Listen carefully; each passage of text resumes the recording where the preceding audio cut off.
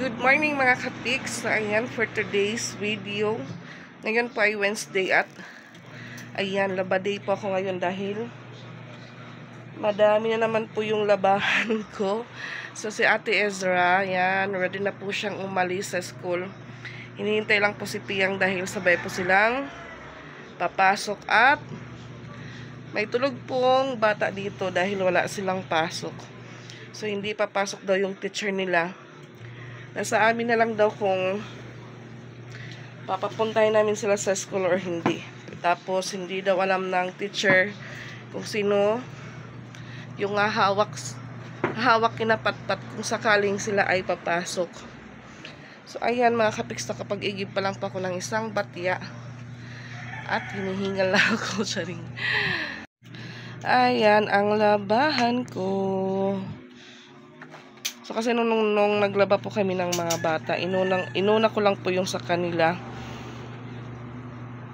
Hinuli ko po yung mga damit ko hanggang, ayan, nadagdagan na naman. So, yun po si Patpat. Nakahiga pa. Dito po kami natulog sa baba. Ayan po yung washing. Ginamit ko po yung washing kasi madami-dami ang labahan. Yan, kape muna tayo habang umiikot pa po yung washing. Maya naman po ako mag-igib ng isang batya. Dahil sa isang batya, dalawang igib po ng tubig yung ilalagay.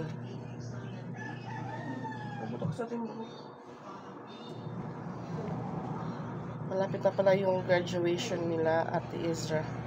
Pero mauuna po yung ni Patpat, first communion. So hindi pa po ako nakahanap ng dress. Sana pa ako makahiram. Yung kakasya po kay Patpat. Baka ngayong February po yung first communion nila. So magmi-meeting po kami noon. So wala pa pong wala pa naman na yung teacher ni Patpat. Hindi pa naman po nagsabi kung kailan yung meeting nila. Yung may meeting po sila Ate Ezra bukas Thursday para po sa sa graduation tsaka recognition day. So papag-usapan po 'yan kung mag-ano sila ng toga or saan yung venue ng ng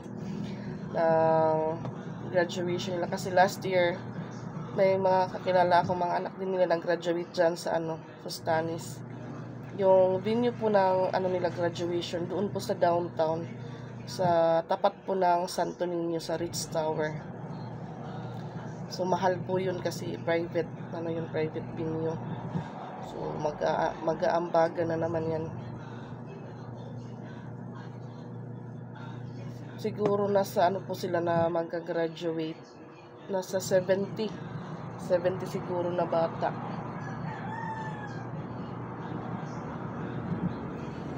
So, yung ulam po namin, yung bangus, niluto ko po kagabi, inadubo. May natira pa po dito. Tapos, hipon. May natirang hipon po dito, or alamang. At, ayan. Bangus na adobo. So, mamaya ko na po yan kakainin. Ayan. Napiga ko na po yung mga kumot na nilabahan ko. At ayan, alis na. Bye-bye. Sa may ulidayon ha. Ayan, gising na po si Ate Patpat at siya po yung ng higaan.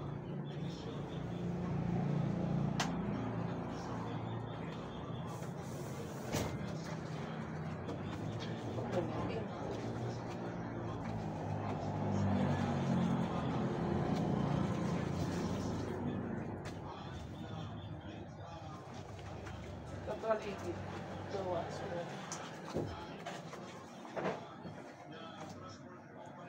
Mga ulunan.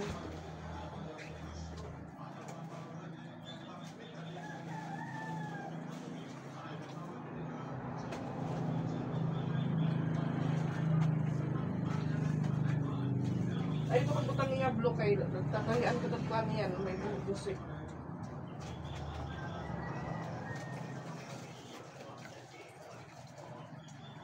Ayun na, dito na lang ibutan dito.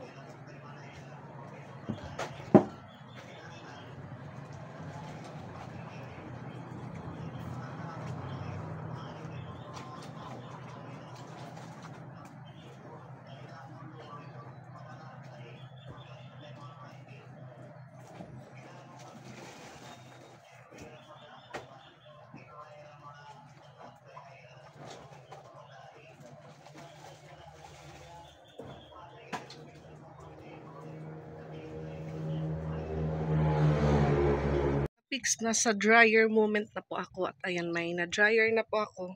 So, dito ko na lang po isampay sa taas. Mga blouse lang po or maliliit na damit ng mga bata yung sinampay ko. So, medyo marami naman po yung hanger ko. So, yung iba na pwedeng i-hanger ko mga ka-pics. Naabutan po ako ng tanghali sa paglalaba.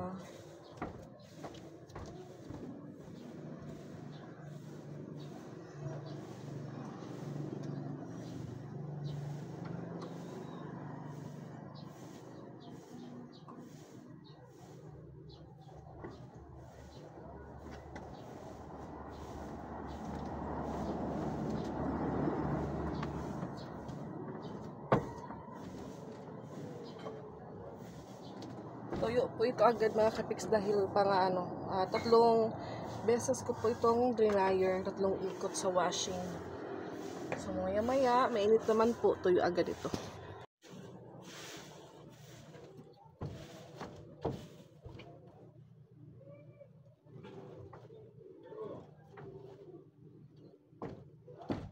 Yung bag ko.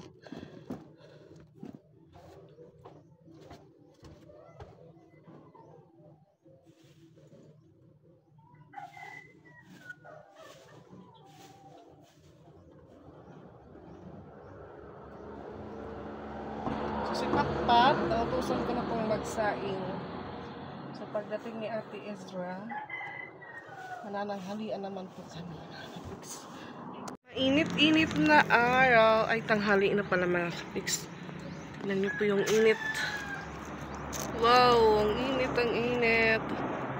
Yung problema, yung iba po, yung mga jacket doon ko po ilalagay sa sampayan ng ginawa ni Pix. Dahil mabibigat po yun kahit naka-dryer na. So, pwede po bukas na lang kunin sa hapon. Yung problema po, mainit ngayon. Pagdating naman po ng hapon, doon na po umuulan mga kapiks. Kaya kailangan mabilis makasampay. Ayan, umulan mga kapiks at dining. Natapos din po ako sa pagsasampay. So, buti na lang po yung nilaban kong kumot, tuyo agad. Kahit yung una, hindi ko na dryer. Sa tatlong kumot, isa lang po yung na-dryer ko. Ayan. Baha na naman sa labas. Lunch na po tayo mga kapiks. At ayan si Ate Ezra. Pinabili ko po ng lumpia doon sa pinsan ko. Yan po yung ulam ko, hipon, tsaka yung natirang ulam namin kagabi na bangus. So, yan, lunch tayo mga kapiks. Ayan, yung kanin ko po ay yung natira namin kagabi. Buti na lang, umulan na, tapos na po akong maglaba. So, maya-maya, palitan ko po ng cortina, yung ano po dito sa sala. Tapos na po yung pasto. Kaya kailangan ko na pong palitan yung aking cortina. Tumakas pa po yung ulan mga kapiks. Ay, ito ate, naturo ate. Kasi po sa taas may tumutulo po. Lumakas ang ulan, kain tayo.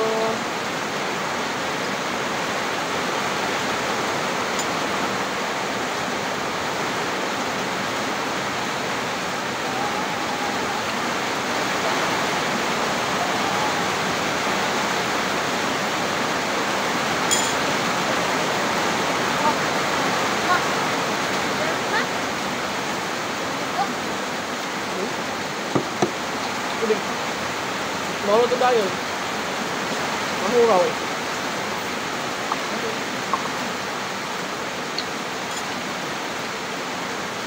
Ipatpat din po kumakain sa tabi ko.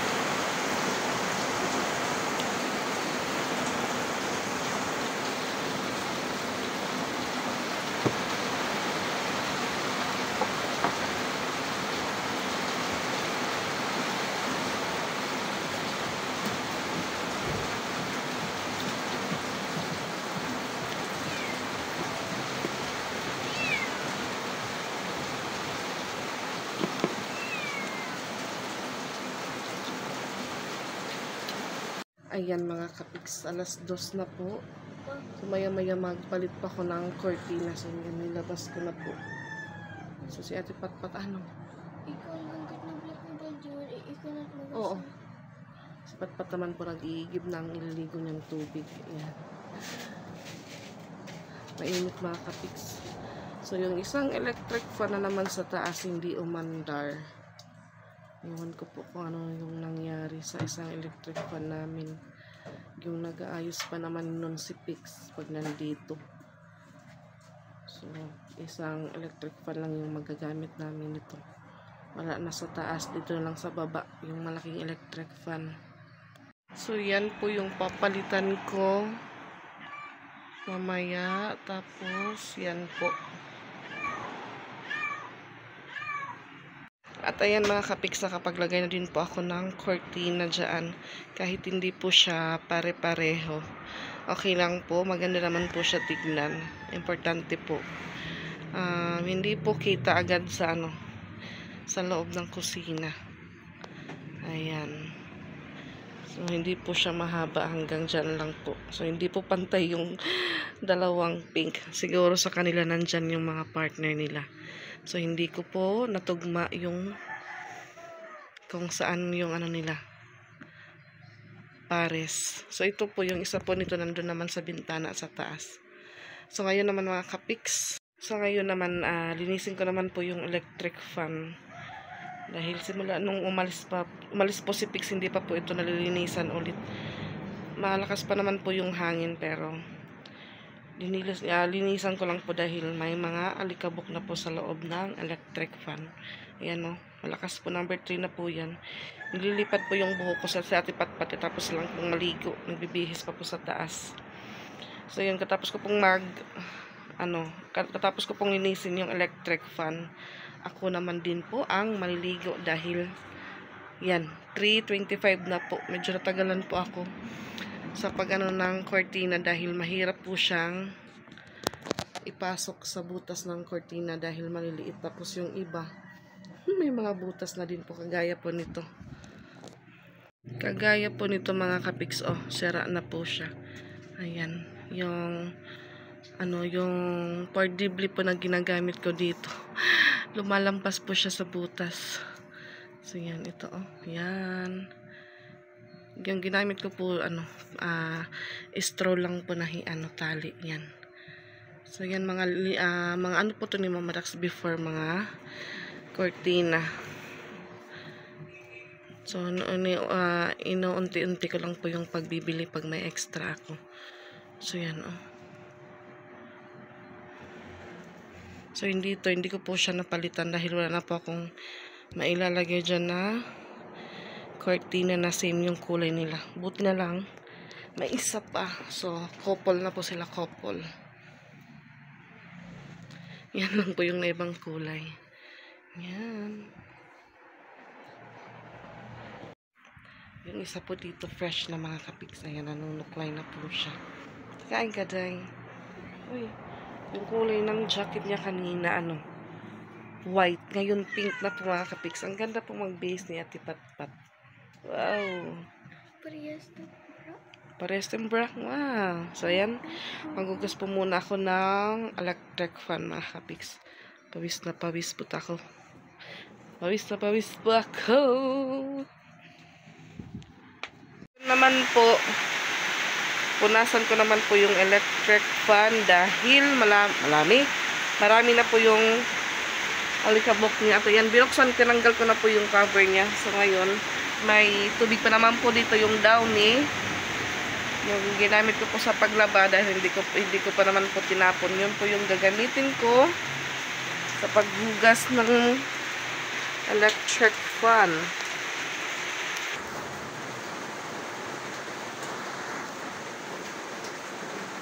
Hindi pa po ako nakaligo mga kapiks. Tapos ko po nito, naligo na po ako. So last po itong punasan nung dito pa si Papa Pix.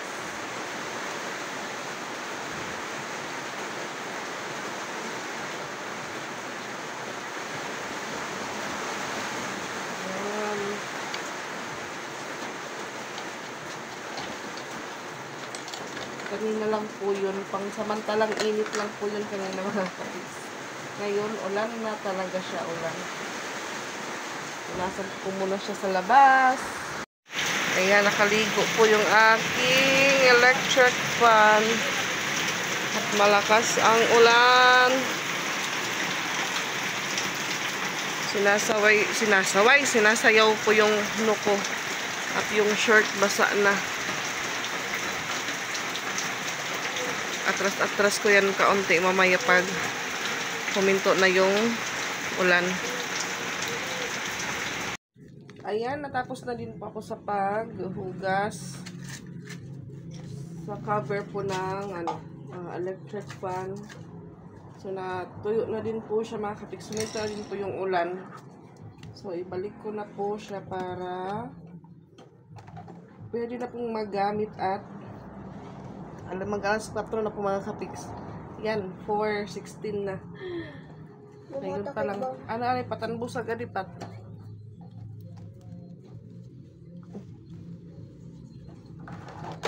Yung problema po kasi parang may tunog po siya kung siguro pag hindi tama yung paglagay ng pagbalik ng electric fan. So sana mabuti po yung niya, ang door. So ito. So, hindi pa po umuwi si Ate Ezra. Matayo kung ano na yung ayan, pasok na din. Ayan.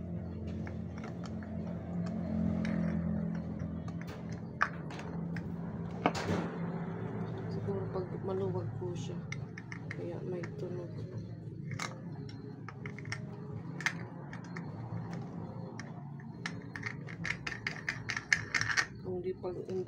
Hindi tama yung paglagay ng yan.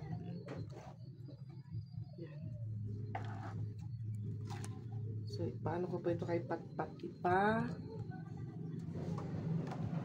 Kasaksak ko.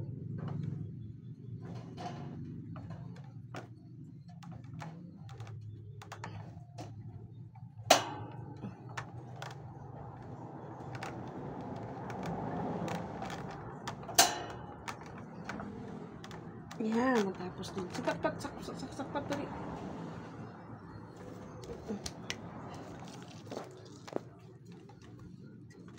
Narayo.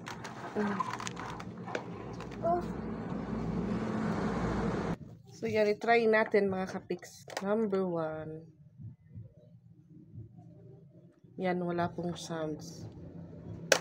Number 2, malakas na mga kapiks. Number 3. Ayan na.